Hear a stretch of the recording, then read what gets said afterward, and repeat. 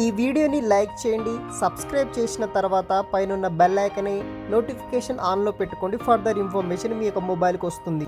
ప్రముఖ సంస్థ వంటి red bus private limited company నుండి మనకి ఒక జాబ్ నోటిఫికేషన్ రిలీజ్ చేయడానికి ఒక నోటిఫికేషన్ రిలీజ్ చేశారనమాట.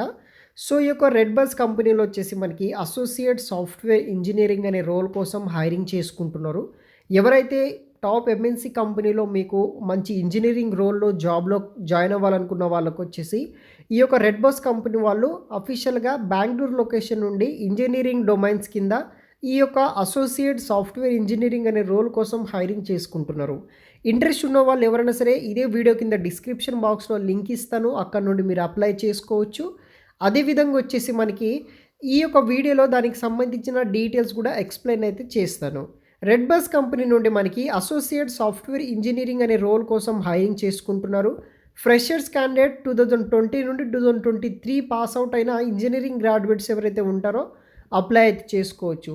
వర్క్ లొకేషన్ వచ్చేసి బెంగళూరు అనమాట. బెంగళూరులో అయితే మనం వర్క్ అనేది కూడా చేయాల్సి అయితే ఉంటుంది. చాలామంది తెలిసిందే రెడ్ బస్ ఆ యొక్క కంపెనీలో మనకి జాబ్స్ అయితే అవైలబుల్గా అయితే ఉన్నాయన్నమాట.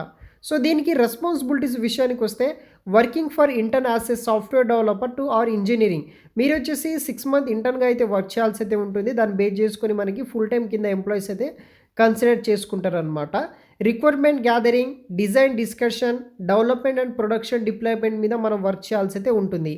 మీ దగ్గర స్కిల్స్ ఏమి ఉండాలంటే good knowledge of oops concept, data structures and algorithms, good knowledge of at least IT technology language like Java, PHP, Android, iOS, Python, go etcetera ఏదో ఒక ఐటీ లాంగ్వేజ్ మీకు వస్తే సరిపోతుంది.